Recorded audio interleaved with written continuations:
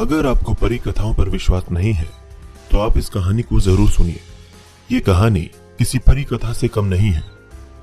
एक आदमी जो हाई स्कूल की शिक्षा भी पूरी नहीं कर पाया, वो इतने गरीब परिवार से था कि खर्चा चलाने के लिए उसे अपने किशोरावस्था से ही नाश्ते की रेहड़ी लगाने से लेकर पेट्रोल पंप पर तेल भरने तक का काम करना पड़ा। ऐसे लड़के ने जब एक वृद्ध के तौर पर दुनिया को अलविदा कहा तो उसकी संपत्ति का मूल्य 62,000 करोड़ रुपए से भी ज्यादा था। अगर आप अब भी इस शख्सियत को पहचान नहीं पाए हैं तो हम आपको बता दें कि आज हम बात कर रहे हैं धीरू भाई अंबानी की। बिजनेस की दुनिया का एक ऐसा सफल चेहरा जिसने हर एक गरीब को उम्मीद दी कि सफल होने के लिए पैसा नहीं, नीयत होनी चाहिए। सफलता उन्हीं को मिलती है जो उसके लिए जोखिम उठाते हैं। धीरू भाई ने बार बार साबित किया कि जोखिम लेना व्यवसाय का नहीं बल्कि आगे बढ़ने का मंत्र है। 28 दिसंबर 1932 को गुजरात के जूनागढ़ के छोटे से गांव चोरवाड़ में धीरज लाल हीरालाल अंबानी का जन्म हुआ। पिता हीराचंद गोवर्धन भाई अंबानी एक शिक्षक थे और माता जमुना बेन एक सामान्य गृहिणी थी। धीरू भाई के 4 भाई बहन और थे। इतने बड़ी परिवार का लालन पालन करना अध्यापक गोवर्धन भाई के लिए सरल काम नहीं था। एक समय ऐसा आया कि आर्थिक परेशानियों की वजह से धीरू भाई को पढ़ाई बीच में ही छोड़नी पड़ी और उनकी स्कूली शिक्षा भी अधूरी रह गई। पिता की मदद के लिए धीरू भाई ने छोटे मोटे काम करने शुरू कर दिए। हर सफलता के पीछे ढेरों असफलताएं छुपी हुई होती हैं। धीरू भाई अंबानी पर यह बात एकदम सटीक उतरती है। पढ़ाई छोड़ने के बाद सबसे पहले धीरू भाई ने फल और नाश्ता बेचने का काम शुरू किया, लेकिन कुछ खास फायदा नहीं हुआ। उन्होंने दिमाग लगाया और गांव के नजदीक स्थित धार्मिक पर्यटन स्थल गिरनार में पकौड़े बेचने का काम शुरू कर दिया। यह काम पूरी तरह से आने वाले पर्यटकों पर निर्भर करता था। जो साल के कुछ समय तो अच्छा चलता था, लेकिन बाकी समय इसमें कुछ खास लाभ नहीं था। धीरू भाई ने इस काम को भी कुछ समय बाद बंद कर दिया। बिजनेस में मिली पहली 2 असफलताओं के बाद उनके पिता ने उन्हें नौकरी करने की सलाह दी। धीरू भाई के बड़े भाई रमणीक भाई उन दिनों यमन में नौकरी करते थे। उनकी मदद से धीरू भाई को भी यमन जाने का मौका मिला। वहां उन्होंने शेल कंपनी के पेट्रोल पंप पर नौकरी की और महज 2 सालों में ही अपनी योग्यता की वजह से मैनेजर के पद तक पहुंच गए। इस नौकरी के दौरान भी उनका मन इसमें कम और व्यवसाय करने के मौकों की तरफ ज्यादा रहा। उन्होंने हर एक संभावना पर विचार किया और वे हर समय यह सोचते रहते थे कि वे किस तरह से एक सफल बिजनेसमैन बन सकते हैं। 2 छोटी घटनाएं बिजनेस के प्रति उनके जुनून को बयां करती है। ये दोनों घटनाएं उस समय की हैं जब वे शेल कंपनी में अपनी सेवाएं दे रहे थे। जहां वे काम करते थे वहां काम करने वाले कर्मियों को चाय महज 25 पैसे में मिलती थी, लेकिन धीरू भाई पास के ही एक बड़े होटल में चाय पीने जाते थे जहां चाय के लिए 1 रुपया चुकाना पड़ता था।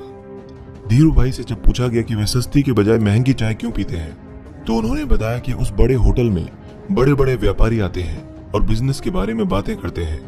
मैं उन्हें ही सुनने जाता हूं ताकि व्यापार की बारीकियों को समझ सकूं।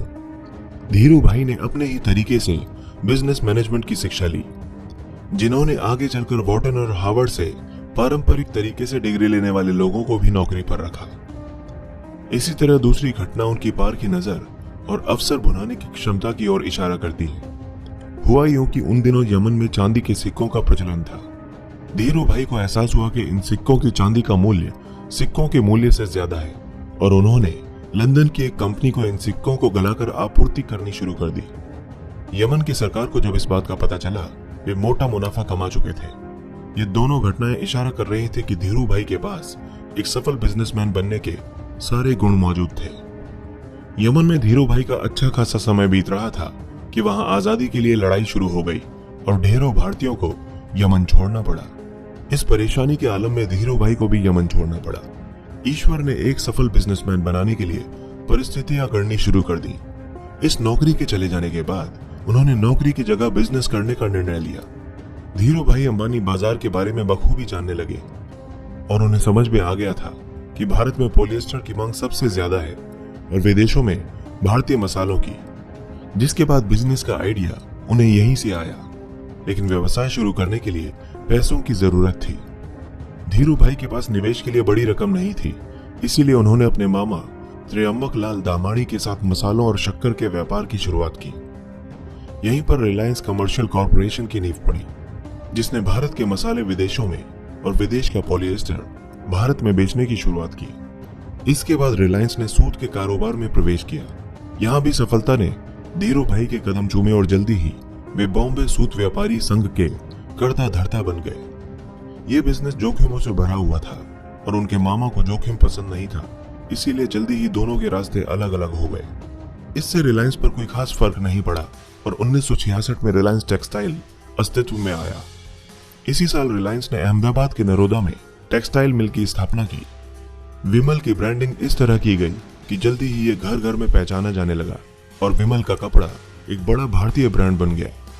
विमल दरअसल उनके बड़े भाई रमणीक लाल के बेटे का नाम था। इन्हीं सब संघर्षों के बीच उनका विवाह कोकिला बेन से हुआ, जिनसे उन्हें 2 बेटे मुकेश और अनिल तथा 2 बेटियां दीप्ति और नीना हुई। उन्होंने इसके बाद पीछे मुड़कर कभी नहीं देखा और रिलायंस कपड़े के साथ ही पेट्रोलियम और दूरसंचार जैसी कंपनियों के साथ भारत की सबसे बड़ी कंपनी बन गया। इन सब के बीच धीरू भाई अंबानी का सरकार की नीतियों को प्रभावित करने और नीतियों की कमियों से लाभ उठाने के आरोप भी लगते रहे। धीरू भाई और ब्रिटिश इंडियन बिजनेसमैन नूसली वाडिया के बीच होने वाले बिजनेस घमासान पर भी बहुत कुछ लिखा गया। उनके जीवन पर आधारित एक फिल्म भी बनाई गई जिसका नाम था गुरु। इस फिल्म में अभिषेक बच्चन ने उनकी भूमिका निभाई थी। लगातार बढ़ते बिजनेस के बीच उनका स्वास्थ्य खराब होने लगा और 6 जुलाई 2002 को उनकी मृत्यु हो गई। साल 2000 के दौरान अंबानी देश के सबसे रईस व्यक्ति बनकर उभरे। मीडिया रिपोर्ट के अनुसार जब उनकी मौत हुई तब तक रिलायंस 62,000 करोड़ की कंपनी बन चुकी थी। मृत्यु के बाद उनके बिजनेस को उनके बड़े बेटे मुकेश अंबानी ने संभाला।